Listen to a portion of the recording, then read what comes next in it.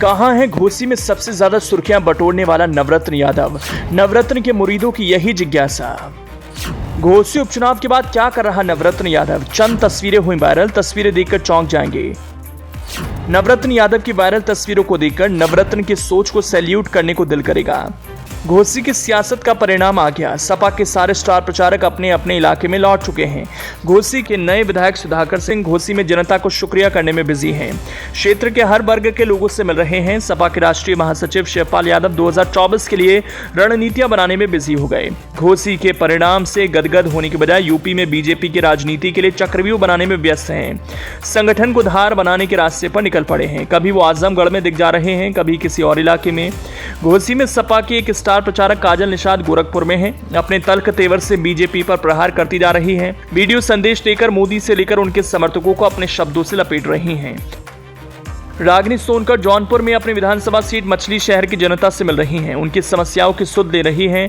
लेकिन कहां है घोसी में सबसे ज्यादा सुर्खियां बटोरने वाला नवरत्न यादव? नवरत्न के मुरीदों की यही जिज्ञासा। ये हर कोई जानना चाह रहा, क्या कर रहा है? क्या वो अपने गृह क्षेत्र महाराजगंज लौट चुका है? क्या वो सियासत की उबड़ खाबड़ गलियों से निकलकर पढ़ाई करने लगा?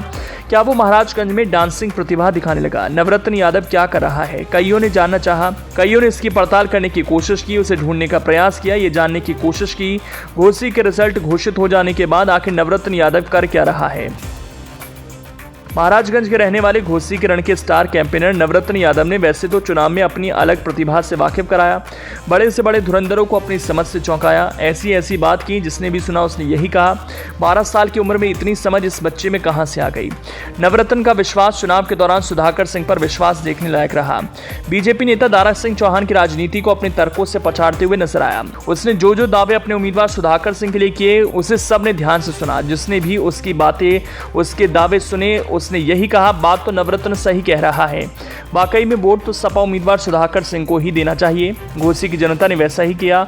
जहां जहां नवरत्न ने सुधाकर सिंह के लिए प्रचार किया, वहां वहां उस इलाके, उस गांव में सपा नेता सुधाकर सिंह को एक मुश्त वोट मिले। तो सवाल यही, जिस सुधाकर सिंह को नवरत्न यादव ने एक मुश्त वोट दिलाने में अहम भूमिका निभाई, आखिर वो है कहां?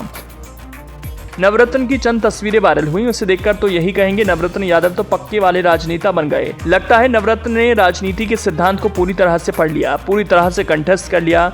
जैसे राजनीति का सिद्धांत कहता है, नवरत्न यादव ठीक उसी रास्ते पर निकल पड़े। एक जनप्रतिनिधि को, एक जनता की अगुवाई करने वाले को जैसा होना चाहिए, नवरत्न यादव ठीक वैसा ही कर रहे हैं, उसी रास्ते पर चल पड़ा है।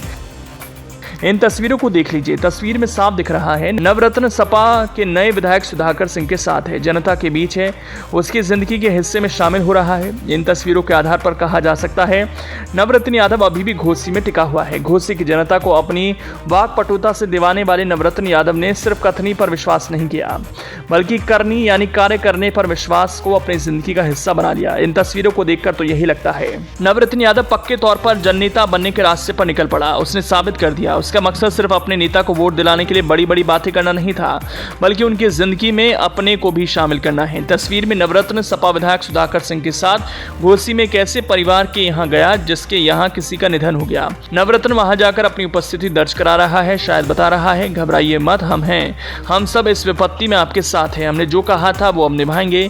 एक तरह से ऐसा लग रहा है नवरत्न यादव राजनीति की पाठशाला में जमीन पर प्रैक्टिकल ज्ञान ले रहा है। एक जननेता कैसे बन जाता है, सपा संस्थापक मुलायम सिंह कैसे बना जाता है, उसकी प्रारंभिक शिक्षा ले रहा है। वैसे नवरत्न यादव की दिली इच्छा यही है कि वो मुलायम की तरह धरती पुत्र बने।